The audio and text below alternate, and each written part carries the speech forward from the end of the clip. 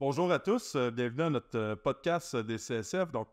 Aujourd'hui, on a comme invité Anthony Romain. Bienvenue parmi nous. Merci, merci. J'apprécie l'invitation. J'ai très hâte. Ah. Excellent. En fait, pour les gens qui ne te connaissent pas, est-ce que tu peux nous faire un petit résumé euh, de qui tu es exactement? Ouais, absolument. Mon nom est Anthony Romain, pour les intimes, Anthony Pierre Romain. Je suis un conseiller en sécurité financière indépendant à présent. Ça fait déjà 3 ans que je suis dans le domaine en tant que conseiller. J'ai fait mes parcours en tant que conseiller directeur et je suis retourné conseiller. Euh, je vais vous en parler, je suis sûr, mais c'est à cause que j'aime être avec ma clientèle. Auparavant, je suis allé à l'université pour faire mon bac en marketing et administration. Et puis, je suis un très, très grand compétiteur au basket, donc j'ai joué très haut niveau. Et puis, j'aime la compétition, mais j'aime travailler en équipe. Pour résumer très court, pour commencer, voilà qui est Anthony Romain. Ok, cool. Mais c'est vrai que le basketball, c'est vraiment un sport d'équipe. Donc, naturellement, tu dois performer toi-même comme sportif, mais en réalité, le succès d'une équipe peut pas être juste d'une seule personne. J'imagine que ça te donne ces aptitudes-là. Exactement. Pour moi, le basket, tout le monde doit tenir sa corde, comme on dit, tirer son bout de la corde. Donc, c'est de s'entraîner individuellement, mais pour avoir un but plus grand en équipe. Excellent. Comment tu as commencé dans le domaine de la finance? Oui, j'ai commencé en premier lieu dans le domaine de la finance il y a plus de 8 ans. J'ai travaillé pour des compagnies automobiles dans les sièges sociaux comme Nissan Canada Finance, BMW Finance. Euh, mais au tout début de la pandémie, je finissais toujours, quand on n'avait pas le droit de sortir, je finissais toujours mes soirées à discuter des finances avec des amis et à donner des conseils. Et puis c'est drôle, c'est que mon meilleur ami est venu me voir une fois, à la fin, peut-être avec une ou deux bières de trop, puis il m'a dit, Anthony, pourquoi tu te ferais pas comme payer pour donner des conseils? Pourquoi tu prendrais pas le chemin d'une carrière? Tu parles bien, tu te présentes bien, puis t'aimes ça, donner des conseils. Donc, moi-même, j'ai regardé les options et puis je suis allé faire mes cours avec une autre compagnie, Industrielle Alliance, si vous connaissez bien. J'ai fait mes cours pour devenir conseiller en sécurité financière en 2021 et depuis 2021, je suis devenu conseiller. OK, nice. Comment ça a été ta première année quand tu as débuté comme conseiller en sécurité financière? Donc, ma première année, j'ai eu un excellent support de directeur et de gestion alentour de moi. J'ai eu un excellent support de mes amis et de mes connaissances que j'ai développé à travers les années en étant dans tout type d'activités sportives, amicales et autres. Donc, j'ai eu plusieurs personnes qui m'ont fait confiance dès le début, qui m'ont supporté, autant la gestion que mes clients. Donc, j'ai pu agrandir ma clientèle assez rapidement au départ, comme on peut dire. La prospection n'était pas un défi pour commencer grâce à mon support. Donc, je dirais ma première année, c'est très bien déroulé. J'ai eu quelques petits coups, mais tout s'est bien passé. J'ai eu aucun problème pour passer à travers grâce au support de mon réseau naturel pour commencer et aussi grâce à ma directrice dans le temps. OK, OK. Tu as eu une bonne aide au moment de ton démarrage. Absolument. Est-ce que tu as eu des défis en particulier que tu as surmontés dans ta carrière de conseiller en sécurité financière? Comme je te disais qu'on en a pas mal, toujours plusieurs. Dans ton cas, ça a été quoi tes plus grands défis? Ici, mes plus grands défis, c'est drôle, peut-être que plusieurs vont savoir de quoi que je parle, mais c'est d'avoir la flexibilité dans notre horaire sans la discipline. Pour moi, je suis une personne qui a eu beaucoup de discipline, mais à l'occasion, j'ai dû couper des ponts. Je ne dis pas des ponts personnels avec des gens et autres, ça a l'air drôle à dire, mais durant la pandémie, j'ai été un gamer. Donc, à un moment donné, je me suis levé une journée, c'est vrai qu'on connaît très bien avant une grande campagne, puis j'ai vendu ma PlayStation. J'ai dit non.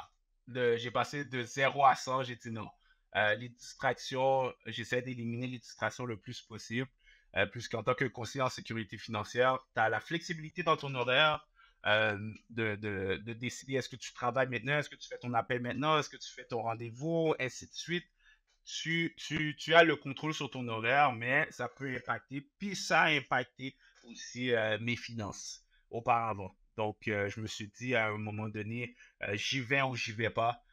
Donc, j'ai coupé les distractions et puis dans l'avenir, si une nouvelle console arrive, mais je sais très bien qu'est-ce que je peux faire sans la console et réussir à mon niveau. OK, mais c'est important de connaître c'est quoi nos faiblesses, puis justement, faire qu'est-ce qu'il faut pour justement pas tomber dans le vice. Je le dis souvent aux conseillers, ben soyez focus, enlevez justement toutes les distractions qui pourraient vous éloigner de vos objectifs. Des fois, les gens sont pas conscients, mais tu sais, aujourd'hui, avec Facebook, TikTok, whatever, ben finalement, on peut être facilement distrait. Puis, si on va être capable d'atteindre des objectifs à haut niveau, ben, il faut vraiment toujours être focus, donner notre 100%. Puis les moments qu'on décide de travailler, ben, vraiment travailler et non être distrait. Donc ça, c'est une bonne attitude si on est capable de voir c'est quoi nos problèmes, c'est où qu'on pourra avoir une certaine addiction, puis faire qu'est-ce qu'il faut pour être capable justement d'éviter d'aller dans ce sens-là. Absolument. Puis maintenant, c'est quoi qui te drive dans ta carrière? Là, tu as quand même fait le changement de passer au départ conseiller en sécurité financière, après ça, tu étais directeur, puis maintenant, tu es redevenu conseiller. C'est quoi maintenant tes ambitions? Mes ambitions, c'est sûr qu'un conseiller va vous dire ses ambitions, souvent, c'est avoir la liberté financière et ainsi de suite. Moi, mes ambitions, c'est d'agrandir ma clientèle à un certain point où que je peux dire simplement que euh, j'ai créé un système avec tous mes clients. J'ai pu aider le plus grand nombre de personnes. J'ai grandi dans un quartier défavorisé de Montréal. Donc, je ne vais pas mentir que mon côté de pouvoir aider les immigrants me tient vraiment à cœur. Donc, si je peux être le plus honnête, montrer le plus d'intégrité, je vais le faire en tout temps. Puis, si je peux aider ma communauté, même si que c'est pour avoir un certain salaire X et ne jamais atteindre le salaire espéré, mais si je suis capable de subvenir à mes besoins, puis de pouvoir aider ma communauté, comme que je le fais et comme que j'aimerais continuer à le faire, je vais le faire sans hésitation. Donc, je dirais d'agrandir ma clientèle avant tout, de pouvoir aider chacune des personnes qui n'ont pas nécessairement les mêmes opportunités ou les chances que d'autres, mais chaque personne mérite d'avoir les informations. Puis pour moi, côté financier, autant dans les assurances que dans l'investissement, c'est qu'est-ce que tu sais qui compte le plus. Donc, si je peux donner mes connaissances à plus grand nombre de personnes, je vais le faire sans hésitation. Et si ça peut les aider dans 2 jours, 5 jours, 2 mois, 5 mois, 5 ans, peu importe, j'aimerais pouvoir les aider financièrement pour qu'ils atteignent eux-mêmes leurs objectifs personnels. OK, donc c'est déjà, à ce que je comprends bien, c'est déjà une cause que de ton côté, t'aides beaucoup de gens justement être capable de peut-être en quelque sorte améliorer leurs finances, être capable de se projeter dans le temps, puis améliorer leur situation financière. C'est un peu, Exact. est-ce que c'est de la façon que tu essaies en ce moment de redonner au suivant? Est-ce que tu peux en parler un petit peu plus? C'est quoi qu'est-ce que tu appliques dans ta vie de tous les jours pour aider ta communauté, puis Absolument. Donc, de nos jours, avec la technologie, c'est très simple de pouvoir partager des informations. Donc, Facebook, Instagram, TikTok, name it. Donc, je dirais le plus souvent possible de faire des vidéos sur des sujets qui ont peut-être l'air basiques pour un conseiller ou une personne dans notre domaine, mais que beaucoup d'entre nous, on le sait pas. Donc, c'est de donner le plus d'informations possible, le plus souvent possible. Donc, c'est pas nécessairement d'attendre d'avoir assez d'argent pour s'acheter la grosse caméra ou le gros setup pour pouvoir donner les meilleures vidéos possibles aux gens. C'est vraiment de donner l'information avant même la qualité des vidéos. Donc, je le fais présentement. Donc, je le fais à travers Instagram, TikTok, Facebook, le plus souvent possible, plusieurs fois par semaine sur des sujets quelconques que je pense qui pourraient aider ma communauté puis aider toute personne qui tombe sur ma page. Donc, de nos jours, donner, ce n'est pas un défi. Si tu es une personne qui veut donner, tu peux donner avec des plateformes totalement gratuites. puis, de ton côté, est-ce que tu juges que le fait d'être présent continuellement sur les médias sociaux t'amène de la nouvelle clientèle? Je pense que ça fait quand même un petit moment que tu es présent sur les médias sociaux. il y a des gens qui se demandent des fois, est-ce que je devrais faire le pont? Est-ce que je devrais commencer à générer du contenu? Ce serait quoi ta recommandation? Moi, absolument. Donc, si vous êtes une personne qui est capable de parler devant une caméra ou pas, je recommande toujours des personnes de le faire. Même si que vous avez 20 personnes, 20 amis sur les réseaux, 100 personnes sur les réseaux, 200, peu importe, avec le nombre de personnes, de followers, comme on dit que les gens ont, c'est de donner l'information le plus souvent possible et clair. Donc, on reste clair, on donne les informations possibles. C'est pas nécessairement de toujours y aller comme un requin, de vouloir la business. Parce que c'est lorsqu'une personne te fait confiance virtuellement qu'ils vont t'envoyer un DM, comme on dit, donc un message. Puis, soyez je dirais aux gens, soyez pas surpris si c'est les gens qui vous connaissent même pas qui viennent vous contacter en premier lieu. Les personnes qui vous connaissent souvent vont prendre un peu plus de temps avant de venir vous contacter. Des fois, ils ne croient pas que vous allez réussir dans votre domaine, donc ils ne veulent pas perdre votre temps, leur temps, ainsi de suite. Mais s'ils vous voient continuellement, tous les efforts que vous faites, même les personnes que vous connaissez, vont venir vous contacter. Donc moi, je dirais aux gens, utilisez les réseaux sociaux d'une manière ou d'une autre, que vous êtes plus à l'aise ou pas, c'est de commencer d'une façon ou d'une autre, puis de laisser savoir aux gens qu'est-ce que vous pouvez les apporter, qui vous êtes et comment vous travaillez pour eux. Excellent. Puis, au point que tu es rendu en ce moment, tu jugerais que ça te donne quoi comme nombre de références par mois en moyenne? Ouf, donc je dirais en moyenne, si je paye aucun ad, je fais juste mes vidéos pures, par semaine, ça me rapporte, je dirais, 2 clients faciles. Donc, 2 clients sûrs. Donc, les personnes qui viennent nous voir sur les réseaux sociaux, qui prennent leur temps, puis, comme on dit, leur guts, de venir vous envoyer un DM, c'est des clients assez sûrs. Ils vous font confiance, même si vous ne les avez jamais rencontrés. Donc, ils veulent déjà aller de l'avant, ils veulent vraiment votre aide à vous, pas à quelqu'un d'autre. Donc, il y a toujours quelqu'un pour aider quelqu'un. Il y a assez de conseillers sur le marché, il y a assez de clients sur le marché pour pouvoir aider tout le monde. Donc, lorsqu'ils viennent vers nous, c'est pas assuré à 100%, mais je dirais très proche. Puis ici, des fois, c'est le long game. Donc, c'est peut-être quelqu'un qui m'a follow il y a 5 mois, qui vient aujourd'hui m'envoyer un message pour que je les aide. Donc, peut-être une vidéo les a marqués cette fois-ci, ou peut-être que présentement, ils ont plus confiance ou leur vie personnelle a changé. Donc, je dirais honnêtement, c'est 8 à 10 clients ou vraiment excellentes références par mois qui viennent seulement grâce à des vidéos de 30 à 45 secondes faites avec des applications totalement gratuites sans aucun problème.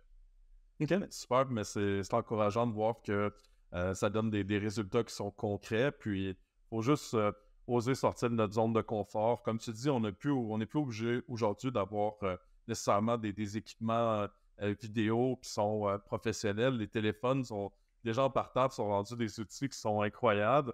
Puis après ça, il y a tellement d'applications, d'outils qui peuvent justement aider à avoir un bon résultat de vidéo et puis par la suite partager à tous les gens autour de nous. Donc, mais je suis content que tu parles de ce point-là. Au moins, ça peut donner une perspective aux gens que ça marche. Puis il faut juste pas abandonner. Parce que j'imagine que maintenant, tu as plus de résultats que quand tu as commencé au départ.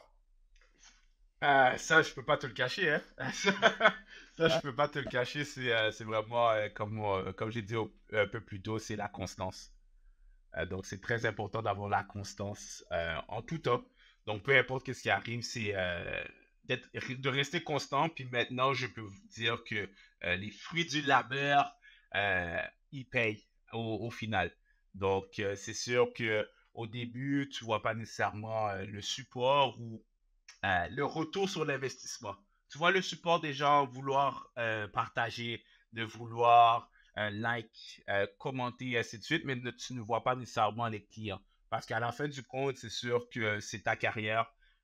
Tout le monde a des factures à payer, des obligations, des objectifs, et ainsi de suite.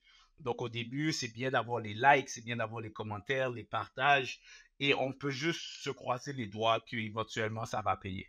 Donc, on doit rester constant, peu importe si c'est une semaine, 2 mois, 3 mois. la constance dans qu'est-ce qu'on entreprend dans notre business, parce qu'au final, on est une vraie business. Tu es le CEO de ton entreprise, tu es le média manager de ton entreprise, tu es le comptable. Donc, tout ça, tu es vraiment une personne à plusieurs chapeaux. Mais c'était pour aller dans les réseaux sociaux, c'est de rester constant, puis éventuellement, ça va payer. Puis, est-ce que tu as une idée, ce serait quoi environ la moyenne d'âge des clients potentiels normalement qui te contactent? Est-ce qu'il y a une tangente ou c'est vraiment diversifié? Ici, je dirais oui, il y a une tangente. Donc, avec mes vidéos, je dirais le plus grand nombre de personnes qui viennent vers moi, qui m'ont follow, qui m'ont like et ainsi de suite, se promènent entre 22, c'est drôle, 22 et 37 ans. J'ai les statistiques, je vais te dire, entre 22 et 37 ans. C'est vraiment, euh, c'est vraiment la moyenne de tout ça. Donc, peu importe, ouais, 22 et 37 ans. Puis si j'y vais encore plus en précision, c'est entre 29 et 35. 29 et 35, c'est vraiment la barre des personnes. C'est souvent les personnes euh, qui ont voulu faire, pas à leur tête, mais de leur façon. Puis après quelques années, ils ont vu que, ah, peut-être qu'avoir de l'aide pourrait m'aider financièrement, ou peut-être leur vie familiale a changé. Donc ça, c'est aussi un point pour les aider personnellement. Donc tout ça, ça vient en sorte que 29 et 35, je dirais, sur les réseaux sociaux, c'est les personnes qui viennent, qui m'approchent. OK, excellent. Puis, ce serait quoi les meilleurs conseils que tu donnerais à notre audience, qui est principalement des conseillers en sécurité financière? Ici, c'est de trouver une roue. J'aime le dire à toute personne dans le domaine, c'est de trouver une roue et de la faire rouler, peu importe la vitesse que vous voulez pour commencer. De trouver une roue de système, comme on peut dire, mais j'aime bien utiliser le mot la roue. Mais aussi que tu roules à 5 km, 10 km ou 100 km, il faut que tu avances ta roue. Donc, tu dois trouver une manière de rentrer un client ou un prospect, de rencontrer le prospect, donner tes recommandations, donc faire l'analyse, que ce prospect-là va de l'avant avec toi, qui te réfère et que la roue continue. Il y a des personnes qui sont excellents à donner des recommandations, mais pas le système pour avoir le client en premier. Il y en a qui sont forts pour faire les suivis, mais peut-être pas les recommandations. Donc, c'est de trouver une roue, un système, de voir ses faiblesses dans le système et de faire des corrections avec, moi, je dirais, avec la technologie ou les connaissances, lire, demander de l'aide aux personnes comme toi qui a plusieurs années d'expérience et ainsi de suite. C'est d'avoir le plus grand nombre de inputs pour faire rouler ta roue. C'est pas, dès le début, il y en a qui font rouler leur roue directement à 30 km, 40 km, mais le but, c'est vraiment de faire avancer ta roue. Peu importe la vitesse que tu vas, c'est de trouver un système, donc trouver ta roue, puis d'aller de l'avant avec cette roue-là le plus longtemps possible, puis de développer d'autres roues aussi. Parce qu'au final, on veut une voiture, donc on veut 4 roues. Mais c'était vraiment développer la première roue, de développer ton propre système, puis de voir, comme on dit, de dip un peu dans d'autres dans d'autres méthodes de travail, juste pour voir, mais de garder la première roue très solide parce qu'on veut avancer pour atteindre nos objectifs finaux. OK, donc pour faire un résumé, d'avoir une bonne diversification. Effectivement, pour être capable d'avoir des bons résultats, il faut toujours avoir quand même plusieurs sources. À cause que, en réalité, des fois, on peut avoir une source qui fonctionne pendant une période de temps, puis finalement, pour une raison ou une autre, la stratégie pour un contexte économique fonctionne moins bien, ou finalement, on a un peu épuisé le fonctionnement de cette stratégie-là. Donc, moi, dans ma vie, pour avoir toujours des résultats qui étaient quand même assez importants, je me suis toujours renouvelé, toujours roulé plusieurs roues en même temps, exactement comme tu mentionnes. Donc, c'est une bonne façon de peut-être que les gens puissent avoir une image qui est plus claire sur comment avoir une stabilité continue sur leurs résultats. Absolument. Puis, de ton côté, c'est quoi tes trucs et astuces pour toujours garder un bon mindset puis rester performant? Toi qui as quand même eu une carrière avant ça comme sportif à haut niveau, as-tu des conseils pour rester on the mood puis être capable de skater?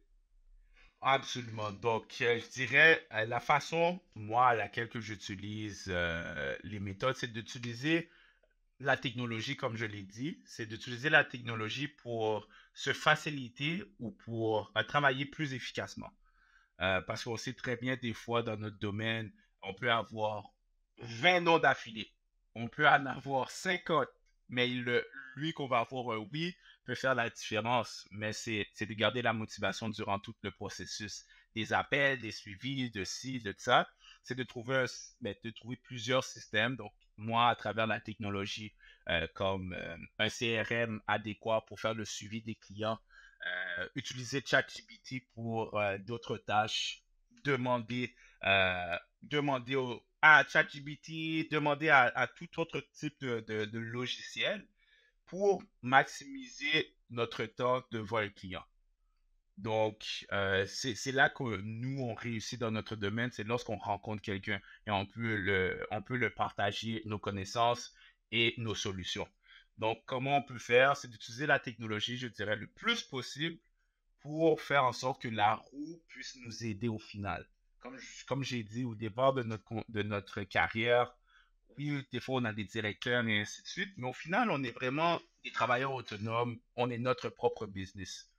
Donc, pourquoi pas se faire aider par l'extérieur qui est la technologie pour des tâches qui peuvent peut-être nous faciliter les choses, qui peuvent nous aider à passer au prochain niveau et peut-être même pouvoir même prendre une certaine pause durant la journée ou une certaine pause et se dire, la technologie envoie les textos automatiquement, la technologie fait un suivi avec nos clients, on s'envoie un courriel lorsque le client est rendu à telle étape. Donc, c'est d'utiliser tous les systèmes adéquats pour nous faciliter sur des tâches qui peuvent nous prendre 10-15 minutes à chaque fois dans la journée, mais 10-15 minutes fois 8 clients peut faire la différence entre, OK, je fais X salaire ou je fais Y salaire à la fin de la semaine ou à la fin du mois. Donc, je dirais le plus possible d'utiliser la technologie. On est en 2024.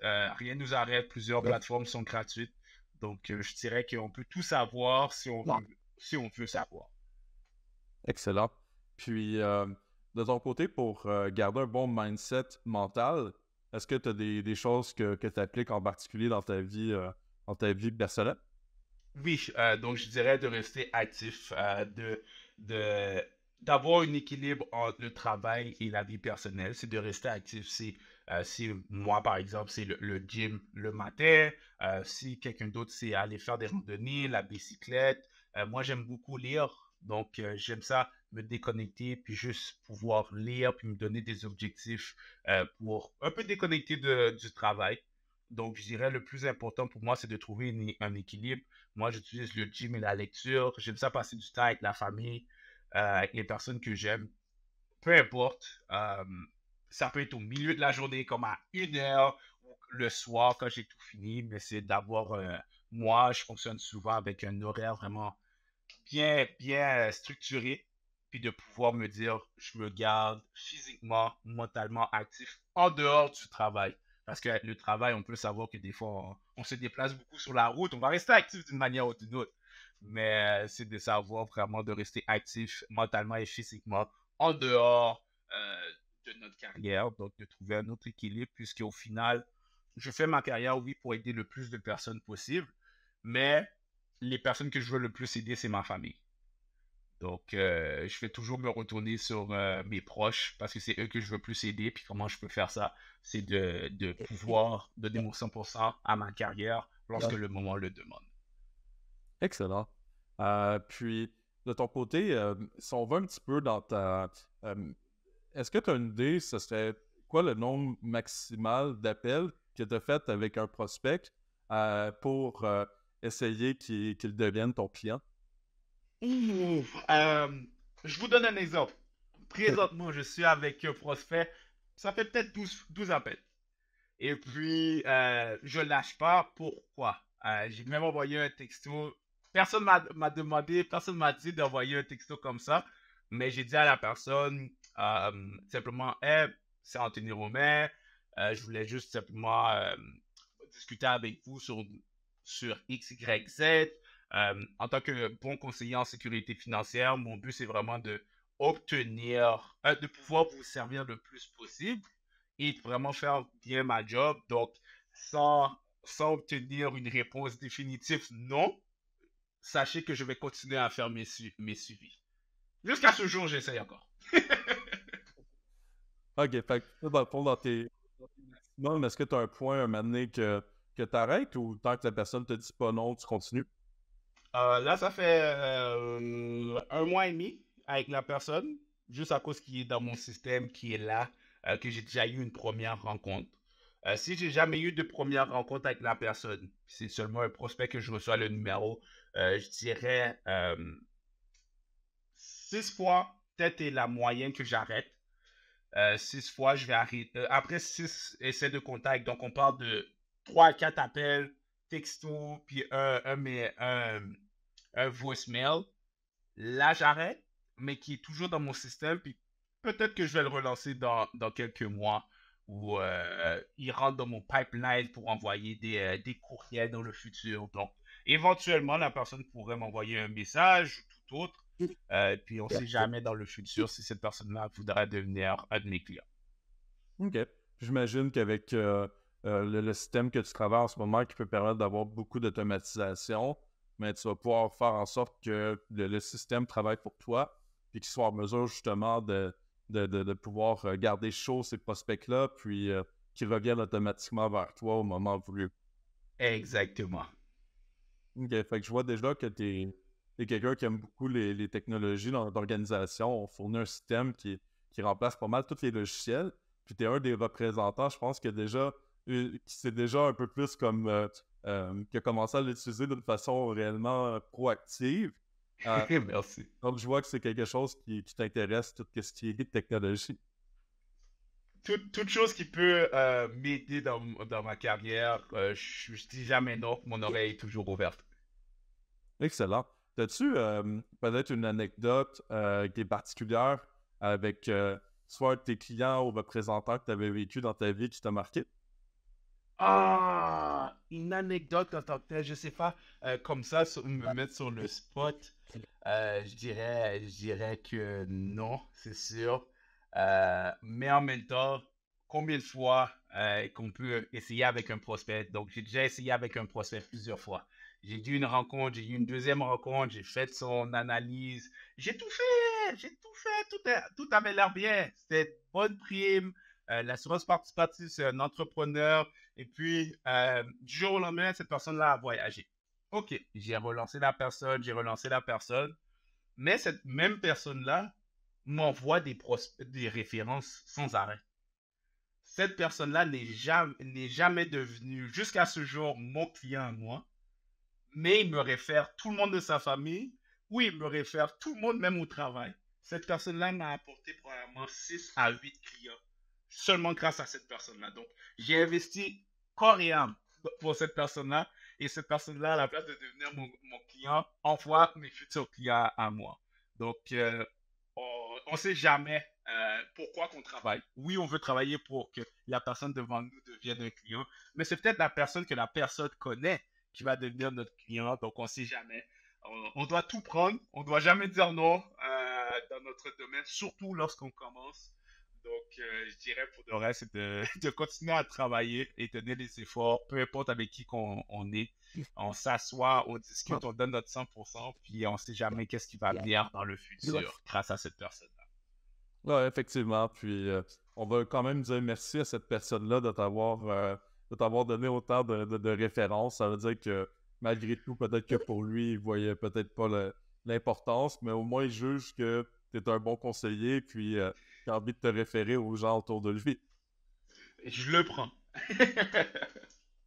Puis à quoi ça ressemble, toi, un horaire moyen tu commences à quelle heure, tu finis à quelle heure, c'est quoi ta structure d'agenda en temps normal? Ouais, absolument. Donc ici, je dirais, côté toute la journée, c'est 5 heures, 5h30, c'est d'aller au gym. Par la suite de revenir, de déjeuner, et puis de s'asseoir pour 7h45, 8h. Donc nous, on a souvent des réunions le matin à 8h. Puis moi, j'adore ça, comme ça commence bien ma journée. Puis après, je peux commencer à 9h directement mes rendez-vous. Donc, je dirais qu'aucune de mes journées sont identiques, mais les deux choses qui restent dans mon horaire, c'est le gym, réunion à 8 heures, puis mon lunch automatiquement à midi. Autre que ça, c'est vraiment la flexibilité d'avoir plusieurs rendez-vous. J'aime avoir, dans ma journée, j'aime ça m'asseoir au moins avec 4 clients. Donc, avoir des rencontres virtuelles ou en personne. Souvent de nos jours, c'est virtuel, mais j'aime ça avoir 4 rendez-vous par jour avec une personne virtuelle. Donc, souvent, j'ai des appels, j'ai des rendez-vous téléphoniques et ainsi de suite. Mais je dirais que je conclue beaucoup mieux virtuel. Donc, je dirais, dans ma journée, je m'arrange, puis en moyenne, je peux finir à 8 heures. Mon horaire est ouvert jusqu'à 8 heures le soir. Donc, de 8 heures le matin à 8 heures le soir, business is open. Et puis, on s'arrange avec ça pour remplir l'agenda avec des rendez-vous, avec des bons prospects le plus possible. OK. Fait que dans le fond, de ton côté, ben, l'objectif, c'est toujours d'avoir au moins un minimum de 4 rendez-vous par jour. Puis, j'imagine, lors de tes annulations, les moments libres, ben, tu utilises pour ton développement des affaires, puis faire plus d'appels. Ici, plus d'appels, oui, mais aussi des fois, faire des vidéos. Pour revenir, des fois, oh, peut-être que j'ai un sujet que j'aimerais parler. Je fais un petit script, je m'arrange. Je suis dans le même bureau que je fais mes vidéos, donc c'est très simple de juste tourner les caméras, mettre mon cellulaire et puis filmer une vidéo et puis plus tard je vais la monter. Donc en quelques minutes, des fois juste un rendez-vous annulé me permet de faire une vidéo. Je m'arrange toujours dans ma semaine et oui, avec le CRM, le logiciel qu'on utilise pour faire nos suivis, je sais très bien qui je dois rappeler et qui je dois réessayer de contacter. Donc, un rendez-vous annulé, ben, je me connecte, je regarde dans mes heures, dans mon heure, j'appelle minimum, dans une heure, minimum 6 à 8 personnes que je veux vraiment appeler des prospects que je relance. Puis aussi, entre-temps, peut-être faire une vidéo et autres. Donc, je dirais que oui, j'utilise cette heure-là pour ma prospection, mais le développement des affaires. Puis, c'est quoi tes objectifs pour les prochaines années? Est-ce que tu auras envie, par exemple, tu sais, pour définir un peu plus la question, peut-être aller chercher un nouveau marché que tu vas développer? Est-ce que tu as des objectifs en particulier qui touchent ta carrière au point que tu es rendu dans ta vie? Oui, oui, absolument. Donc, c'est sûr que je veux toujours travailler avec monsieur et madame tout le monde le plus possible pour pouvoir aider la communauté. Mais j'aimerais vraiment développer l'aspect, les entrepreneurs, les entreprises, vraiment aller chercher une plus grande clientèle en tant que telle. euh, pour connaître, premièrement, pour moi-même, pour me familiariser avec le jargon de bien connaître l'aspect behind the scene des entreprises, de développer cet aspect-là le plus possible. Pas juste pour les primes qui sont plus élevées au investissement, mais c'est pour moi, pour pouvoir redonner le plus possible éventuellement. J'ai déjà été directeur. C'est pas que je n'aime pas être directeur, mais je préfère développer ma clientèle au-dessus d'être directeur, mais dans le futur, avec ça, j'aimerais bien développer moi-même mon équipe. Donc, avoir des conseillers sous mon aile, puis je me dois de connaître le plus d'informations possible sur le marché, avec individuel ou entreprise. Donc, j'aimerais grandement développer l'aspect entreprise dans le futur. Peut-être avoir un mentor, peut-être me promener sur la route avec quelqu'un. Je suis prêt à faire les sacrifices nécessaires pour apprendre tout cela et pouvoir le repartager dans mon équipe éventuellement dans le futur. OK, excellent. Mais merci, Anthony, pour toutes ces bonnes informations-là. Puis, je te souhaite une excellente journée. Puis merci pour ta présence. Merci à toi de m'avoir dans ta podcast. Donc, j'apprécie énormément l'invitation. Et puis, on refait ça quand tu veux. Excellent. Mais merci à toi. Ça fait plaisir.